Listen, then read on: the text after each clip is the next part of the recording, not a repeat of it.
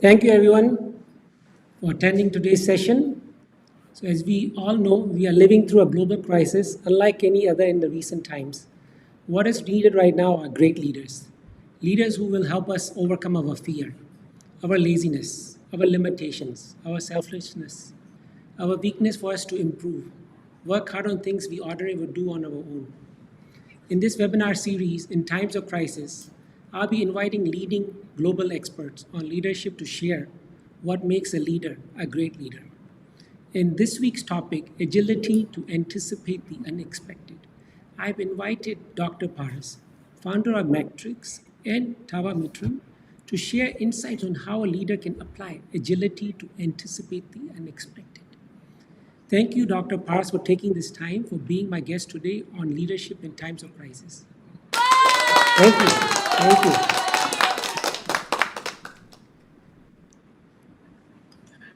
That was Like to lovely, about your lovely. work Matrrix.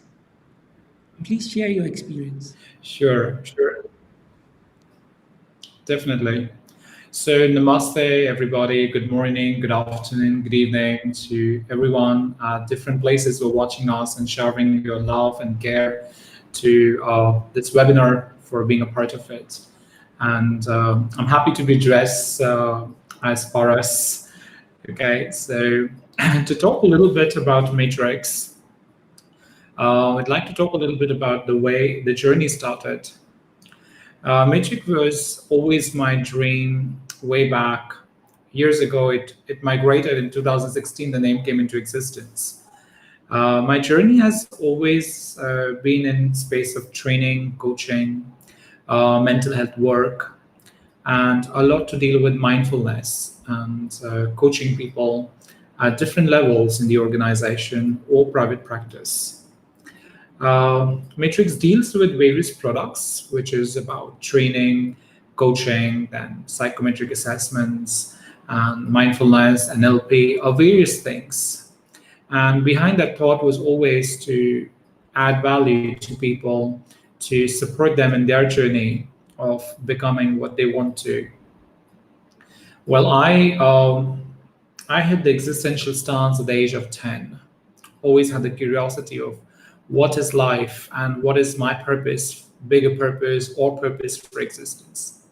And realize that purpose is unfolding with the awareness I keep getting in different walks of my life, maybe dealing with my clients, working with my clients, being with my family, being with my social groups, reading, learnings. And I've been a very successful coach. When I say that, I'm acknowledging myself today, because I think in order to be agile, I would like to look at how one is accepting self.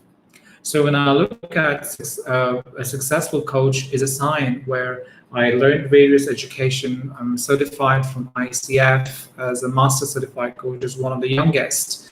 I received this award in 2018 as a Young Leader Award. And post that, I'm also an EMCC, Master Practitioner and Coach Supervisor, doing a lot of team coaching and supervision work as well. And yes, I'm here today with all of you to share my thoughts and learn from everybody. If you are watching us, listening to us, do write your comments, do write your questions to us. We'll be happy to share as well. Thank you, Suresh. I can't hear you, Suresh. So the audience would like also to know that you founded this Tawa Mitram. Can you please share more about this? Oh wow, yeah, that's a dream project to talk a lot about it. It's such an amazing thing, and I think so. The meaning of Tawa Mitram is a Sanskrit word which is called as Tawa means your friend in Sanskrit. That means you're never alone. You're always somebody's always with you. So the dream started in the year 2015. Me and my sister Ekta, we are co-founders of Tawa Mitram. And that was an idea. I was attending a program, and I was very inspired by one of the earlier psychologists who was carrying some sessions, which is called Friday evenings. And I felt that I want to do something for people.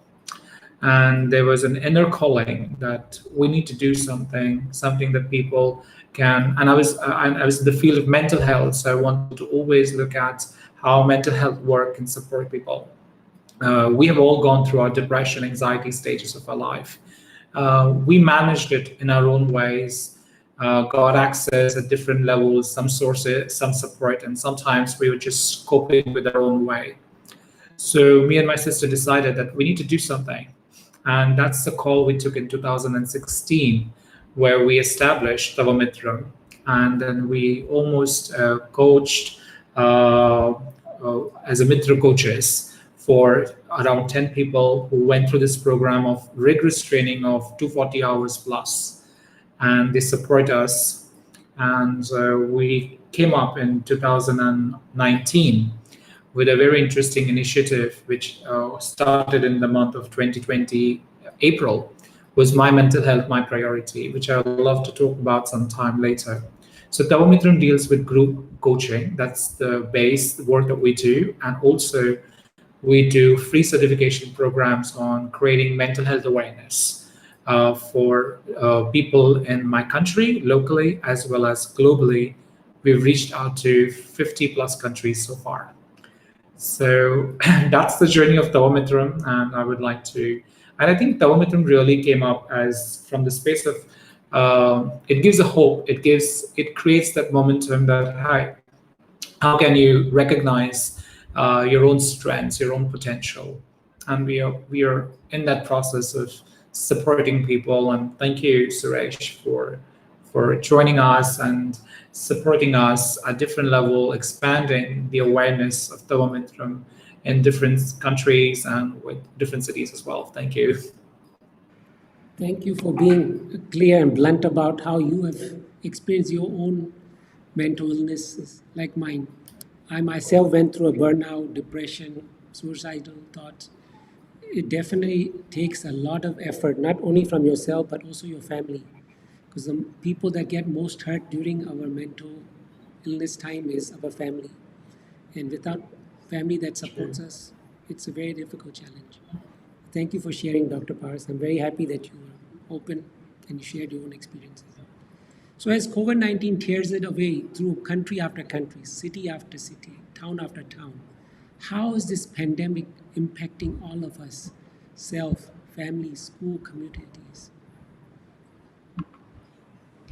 Yeah, I think this is one of the most sensitive topic because it's not just a particular group of people have gone through. It's the larger community across the globe, across the universe have experienced this, a lifetime experience that we all can remember. Let's look at the pandemic impact on self. I think I would first like to talk about my own self when the moment this whole thing, the lockdown was announced in my country in the month of March, 23rd, 24th, some way. Um, it was like, okay, I can manage. And it somewhere started creating a lot of anxiety, unrest, because I'm a working man. I like to work, I like to talk to people. The technology is there, but I've been seeing my clients, seeing my people, going out. And the moment this whole thing came in, there was a lot of space of uncertainty. There was a lot of space of what will happen next. The unexpected was coming enough, and I was sensing the defenses that were coming out so loud. And that was just being strong and strong and strong, the facade that I was putting in. And one fine day, I just broke, and the feeling was like I was so saddened. Now, where am I, and what am I doing? What's going to happen next to not only me but my family, my society? So it just boiling and boiling, and I felt that this pandemic has a deeper impact because I was not prepared. I was not aware. Or maybe I would look at it from another angle here is my brain was not ready yet to cope with this new norm that has come in. So when I look at from a self, There was a lot of defenses, I could say, coming out in my reactions, maybe talking to people, family, and after some time, it was like the same faces. I can't go out. It's so much of boundaries, and itself has a psychological rest. Like social distancing has created a big barriers to our ability to, because we're all human beings. If you watch the movie The Castaway, one of the very popular in 2000s, when the movie was came, Tom Hanks, when he was in that island, and he had nobody to talk, so he created this football, and that itself talks a lot that we human beings would love to talk, we like to connect, we like to share. And when we are restricted, it has an impact, a psychological impact, apart from at a social, at an existential level, it impacts us very badly. It has an impact on us very badly. I would like to also extend that to talking a little bit about families. Like if you see our Asian culture, or let's talk about India, there's a concept of being with family, a joint family, larger family, or maybe at least 4 or 5 people are there in one home. And if you look at an averagely, maybe a two room and one kitchen, and you all are there in that. Just imagine the parents, the grandparents, the children. The man is working. He has to now use all the Zoom setup, whether how he manages. The woman of the house has no privacy. She has to work a lot. She has to take care of the family. She has to also see the protection, both of the parents have to see the protection, safeguarding their kids. Kids are younger. They're elderly people in the family. So again, it started having a lot of restrictions of not moving out. A lot of pressure actually came on them, and that has started impacting them psychologically. The communication, all of a sudden, if you notice, and a lot of research talks about, there's been a lot of conflicts and violence at home. And where does it come from? Because being restricted, not having the permission, and you are there, and having a fear of going outside itself can impact. So families were never ready for this, and that created, like, I remember in our society we have some elderly people who couldn't go out, and they felt so nervous and felt losing confidence. My mother used to tell me that, Paris, looks like I need to go for some coaching or therapy, because I feel that will I be able to walk on the road when I walk out, because so many days has happened after the lockdown came out. So these started creating a lot of impact, and not just leading to only families, but again to societies. Later on, it became like a shame, somebody going through COVID-19, because people started hiding. You cannot hide it either ways, but the moment you're identified, it is like, hey, we found one. I remember in one of the WhatsApp, which I had to really feel, I actually had to quit myself there, saying that, hey, I cannot take a photo, because we found one. It's like an object. It's something like you're like a vegetable. You found out, and now we cannot connect to you. So that kind of treatment, what has got in these society buildings, or people living in one particular apartment or something. So that again has created a lot of, and the social distancing created more animosity. People were waiting to fight more. I could see so loud noises around the buildings sometimes, not just within families, but maybe different society, not to move here, not to go there. And also when we look at that, the impact of pandemic has also impacted the schools. Children are not ready. Children are creative. They go to school, they play. All of a sudden, they're restricted to a computer or a laptop or a mobile, and constantly watching on that doesn't really help. I saw one of my mates. They said that the sessions will be on WhatsApp video, and I wonder how that learning is going to take place, and the impact the kids are going to have for the school year of what's my future, what's going to be the future for me. People who are in their graduation, post graduation, want to travel, a lot of uncertainty. And community at large, I felt the pandemic was impacting a lot more on people having the fear, because I remember one of the days we went out and we saw nobody. And there was like just few cars on the road. And I said to my sister, hey, Ekta, I don't want this country like that. Maybe I want people. Earlier, I used to complain about traffic, and I say, I want traffic now. Last week, when I saw there was a traffic, I was happy because I feel that it's not just to think about yourself or you're limited and restricted to your family, but today is a time of our leadership on this uncertainty time to look at more community contribution. How can we look at from a community building perspective? And for that, I feel being agile leaders is the need of the hour. How are we going to really come out of our uh, own fear spot or wherever we are stuck right now? Almost 90% of the population is under depression, and it's expected it's going to rise higher in the coming years. So yeah, so it's a big space for all of us. Wow, that works in many, many great ways. And I feel also most people who have gone through some difficult periods in the past, who have gone through some kind of burnout or depression or some kind of other mental illnesses, are coping better now because they could compare that they have gone even worse than that. So, in a way, they True. know that they could ride out this period. It's just a matter of time. And we know the vaccines are coming soon. So, eventually, True. we will be able to persevere. And most of us are stronger and healthier, I assure you, because we are eating more at home, eating healthier.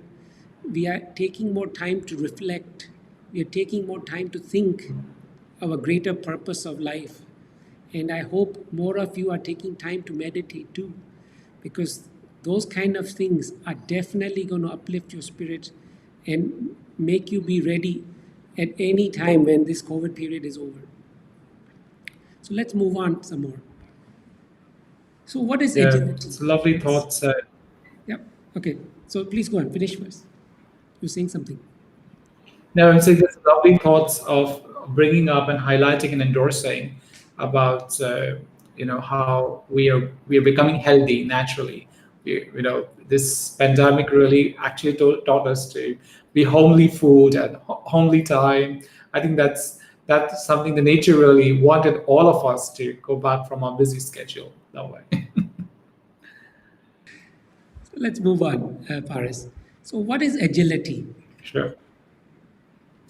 Yeah, well, there are multiple definitions of agility. What I like to quote of Conferry International builds upon this description, what they define agility. I really like that. And uh, what the definition says that ability and willingness to learn from experience, okay, and then apply that learning to perform successfully under new situations. I look at this more like a strategy. Like you pick up something that you have gained an awareness and you expand that awareness and apply that in the other situations. Let's say if you have a pen and paper handy, just draw a circle, and probably you could check it out maybe with your family, the exercise. If you're working even on Zoom with your company people, you could just ask them to draw a circle and show it to them, everybody. And you'll find that some people have drawn a circle where the drawing teachers will say, okay, if he could have learned better. While some of them would be proud by saying that, hey, that was a wonderful circle because it's so perfect circle. But in both the cases, the employees have, or the family members, or you have drawn the circle. And that's what I call the word ability, is the will. In Hindi, we say icha, is the will, your ability to do it. You have that willingness to participate. And there is something called as capability. Now, the few circles that you saw was very beautiful, very creatively done and picture perfect, as if there was some sort of rounder. It was used in like some sort of toy was used to create that circle or something. And how did that happen? I look at it as capability as will plus skill. So when you have the skill or when you learn the skill, you can actually be more adaptable or more flexible and or have more resourceful space while dealing with people. But the point here when I look at is that do we have the will? Because skill can be taught, skill can be learned. And this period of pandemic or some tough situations that we go in our life, do we have the will?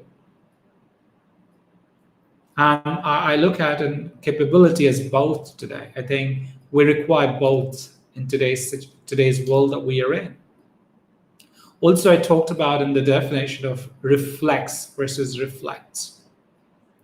Now, reflection, we reflex when we are sensing fear, when we are not clear, when we feel discomfortable, when we do not know what is it. But reflect talks about having that reflective practice. That means you look at the reflex as the amygdala or portion of the backside, while the reflection talks about the executive brain, which questions, which creates doubts and makes you question and ask yourself. You do a lot of inquiry about things around you. So when you're operating from reflective practice, you are more observational. You are learning and operating from a space of what am I sensing? What am I observing? Suspending your judgments. And I feel when you're developing your leadership in these tough situations, how can you be more observant about what's happening around? Nothing has really changed. It's just that created because we were all safe being at home. But the whole fear really made us to get into reflexive behaviors, maybe dealing with others, dealing with self. So it's important to look at from how can we have more reflective practices? How can I observe, think, reflect, ask questions? I may not have an answers, but when I'm spending that little time, I'm moving away from reactive behaviors. And I feel today, in order for us to, be more aware and mindfully to deal with these current challenges, because this challenge is like this has impacted us. But moving forward, there's going to be a lot of fear. What next? A lot of uncertainty. But then it's important for us to reflect on things and understand, all right, so that's something which I do not have a control of next year, next 5 years. But what I have a control is what can I do in this moment? Am I safe? Is my family safe? Are we all taking precautions? Are we handling the business in better ways? How can we think to be more creative? And I believe that in the toughest period, the creativity shoots very high. We can harness the nervousness energy if we channelize our thoughts to a better space. So I feel reflects. When you're reflecting to things, you are growing. You're becoming more agile to speed up, to move and swiftly from where you don't want to go to where you want to focus. Also, I spoke about here is learning and experience. So my definition talk about what did I learn from this? So if you go back and check if you have had in the past some sort of similar pattern in your life, a tough relationship, a bad friendship, or maybe a boss whom you find like is always playing politics with you and you're feeling uncertain all the time. Do you see any pattern here? Do you see any theme coming out? And that's where I would like to build in about the understanding of learning and experience. Unless I do not learn from that experience, I will face similar situations again and again. So that means these experiences are opportunities for us to learn and grow rather than think about we shut them out, we run away from them, we say that okay, I don't want to deal with it. So a person cannot move to the sixth grade unless you complete your knowledge and awareness of the fifth grade. That means even if you skip and move to the 10th grade, you are going to come back to the similar situation. Not the same situation, similar. That's a pattern. And where I look at if you really want to be agile as a person or learn to harness and strengthen your agility, it's important to question yourself: what can I learn from this experience? As you rightly brought up, Dr. Suresh, was that the brighter side of COVID-19 or pandemic was to be with family, learn about it, and grow. And I feel that's how we take the learnings. What am I learning from this? Unless I do not ask that question to myself, I am not moving ahead. It's like life lessons. It's not my lessons, my life lessons. The universe is telling me, hey, have you got that? Move, you automatically upgrade to the next stage. You don't have to do any efforts.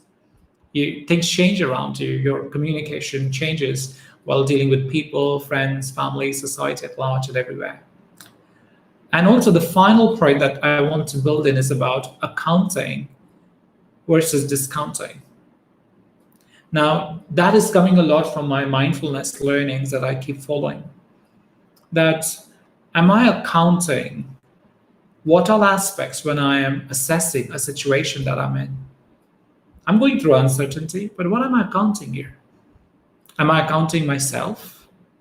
Am I accounting the relationship, if it's about people? Am I accounting others who are there in the system?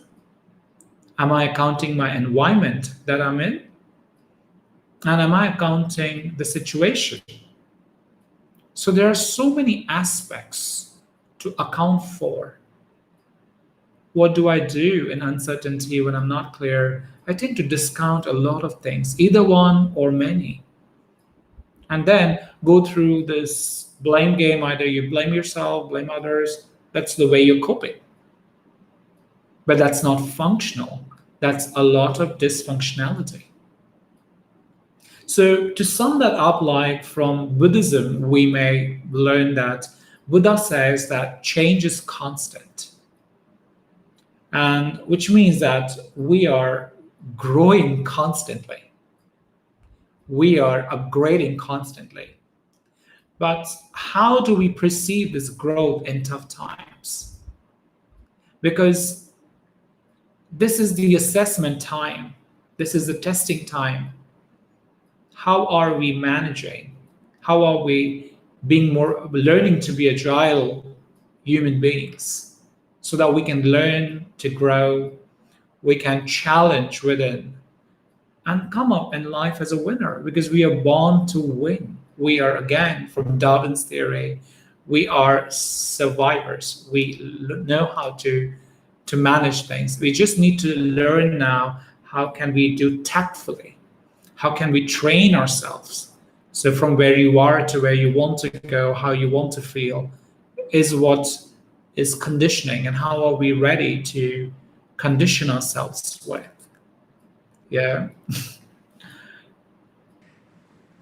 To sum up what you just said, at the end of the day, we as individuals can anticipate the unexpected as long as we are building the right foundations. See, some people are building foundation with toothpicks. Some are using something harder, like bricks. But what should be done right now is to cement whatever we can learn. So it could help us in the future crisis, future situations that might come to us. Not all of us are in our 50s or 60s or 70s that we know we might not see another crisis. But people are 30, 40, you're going to see many more crises in life. So it's best time now to learn as much as you can, understand your emotions, and respect that, as Paras said earlier, change is constant. You can't stop change. You're changing right now. Even watching this program, you're changing. So even let's say you took 1% of what Paras just said, or I just said earlier, you have changed.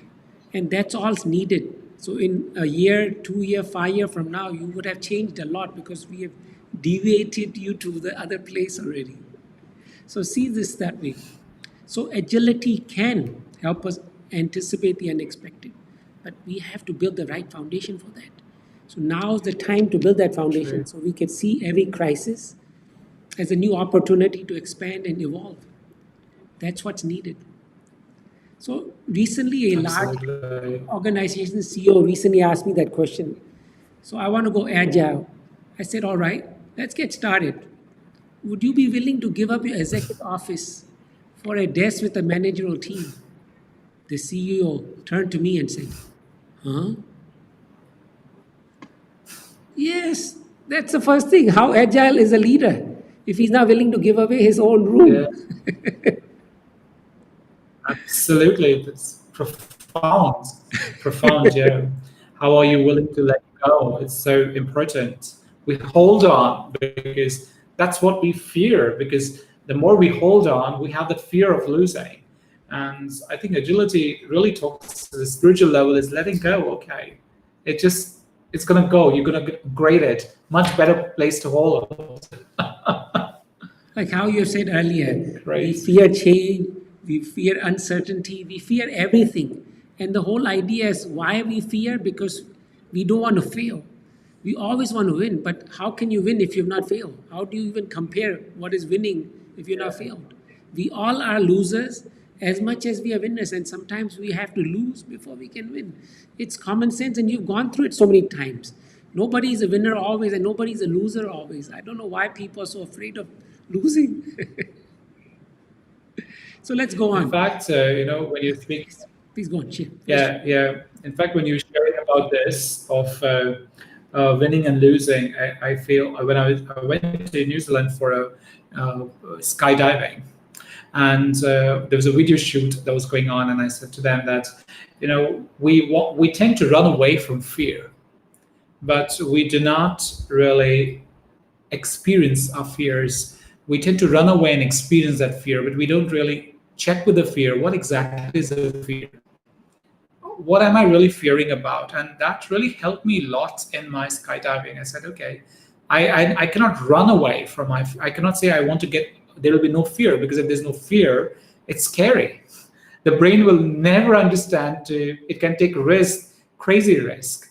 But if it learns to understand, harness that fear, say, okay, it is going to be like a guiding step rather than completely getting fear and running away from it. Kind of thing. Skydiving is one that I am still waiting to try, but I have promised myself before I turn 50, I'm going to jump off that plane and say Geronimo and then do it. Because, people who go through fear must try something and expand, like really stretch themselves. Look at how people who go through near death experience, they almost lose out the fear sense because they know what they are going to lose if they do die. See, what is a fear? Fear Yeah. of death that stops us from doing so many things. Because we just spoke about fear of losing, but fear of death actually haunts us more than anything else. And one thing is sure, we are all going to die one day. So why are we dying today when we have tomorrow to be happy and to live for? Awesome. So let's go on. Absolutely. Absolutely. Yeah. Also remember, Suresh, I practiced it almost for a month from my chair, what I'm saying right now. I used to look down and I used to just jump that, because that was a moment when I know my fear is going to be high. And that's also helped me here in my tough period of being aware constantly that, okay, this is what I need to practice every day. This is going to be changing tomorrow. Yeah. Okay. We do we have time? I'm just wondering. Okay, what's the next question for me, Question, Suresh? we will try to trim it down. So how can we boost leadership agility? Now, there's a lot of audience who want to know that because because we have a lot of leaders listening in today. So can you try to make it short, because I want to give them that experiential guided meditation towards the end as well. So please summarize those nice steps that you were Yeah, talking about earlier.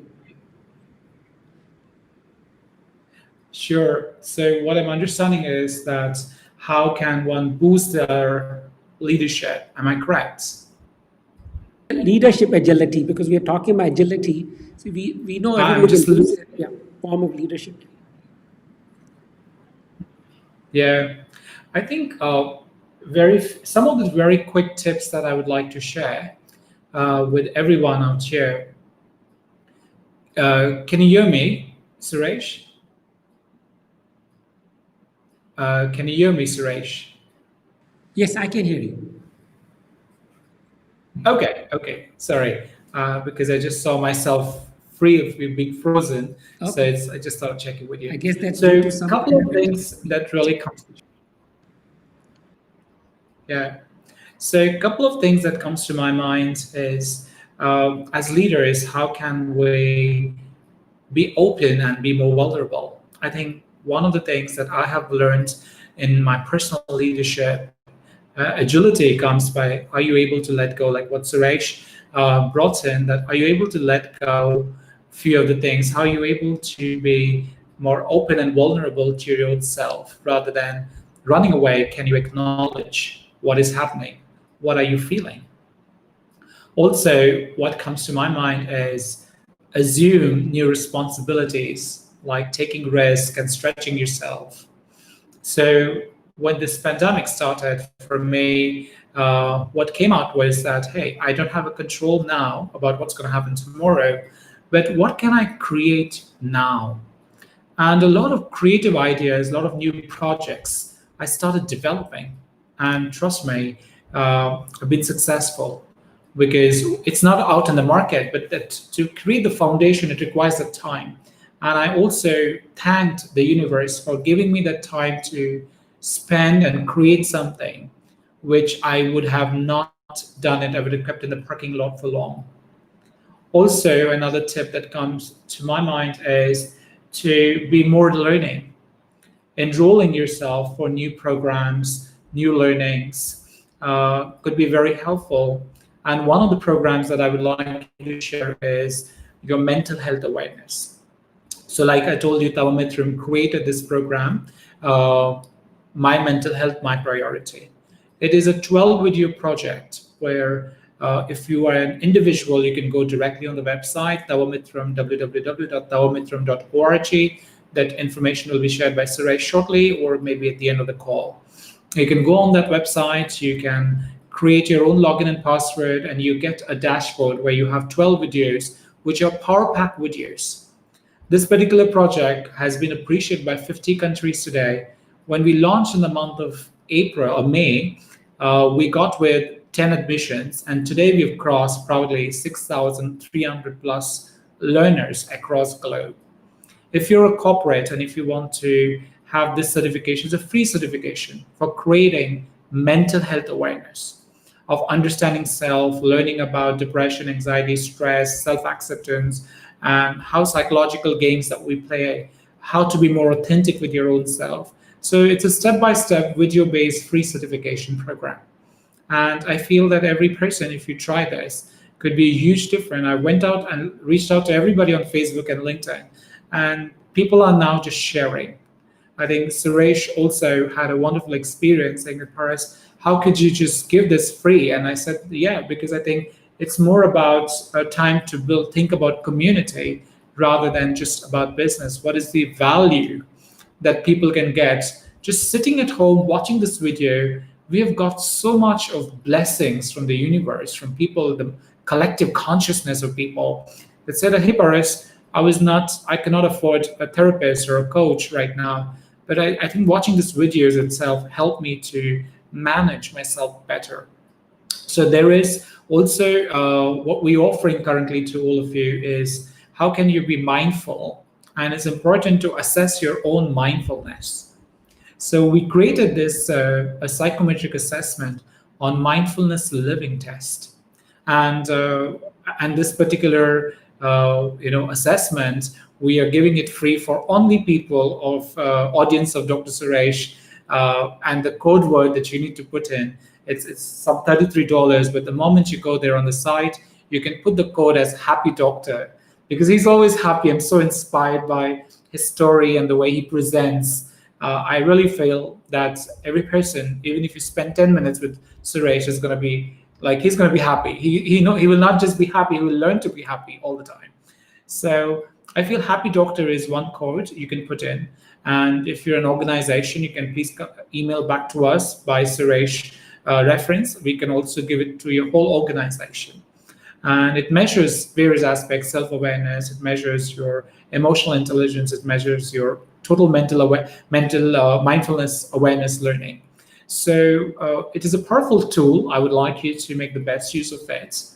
And the final thing that I would like to leave with everybody is to practice meditation.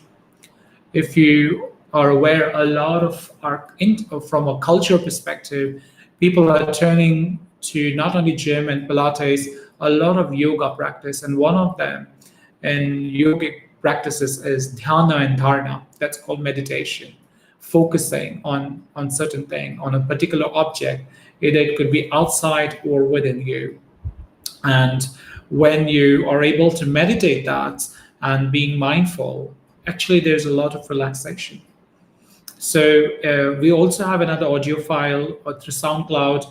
Dr. Suresh will share maybe later. Is a lot to deal with free audio files on SoundCloud. So if you're ready, everybody, we can quickly start a short meditation. Wherever you are, I would like you to close your eyes. Take a deep breath in and deep breath out.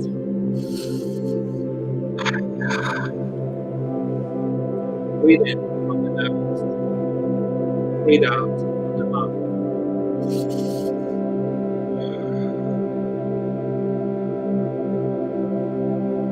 And just focus your attention on my voice.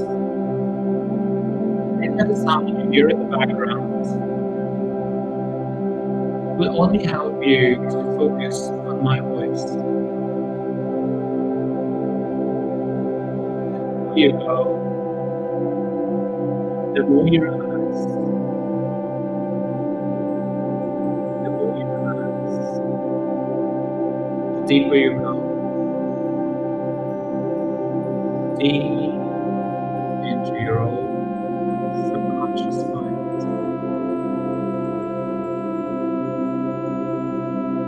Let this music take you much deeper,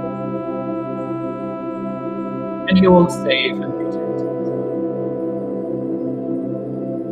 I would like you to focus your attention towards your heart or your heart chakra. By keeping your eyes closed, I would like you to pay your attention completely in your heart chakra. Place your hand out there, your right or your left hand, and just breathe in and breathe out. Chanting take you through another space altogether.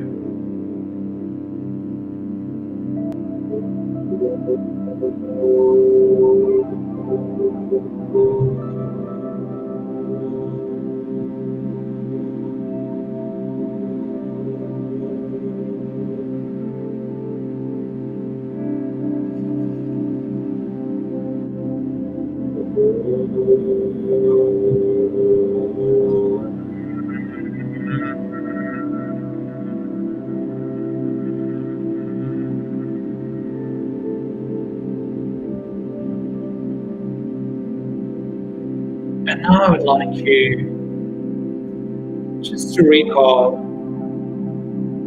a very positive, happy memory. A memory where you spent a wonderful time with your loved ones. somebody whom you love, you like, is living or dead, and let that image or the movie appear in front of you. You're feeling either associated or dissociated, and just breathe in and breathe out in this memory.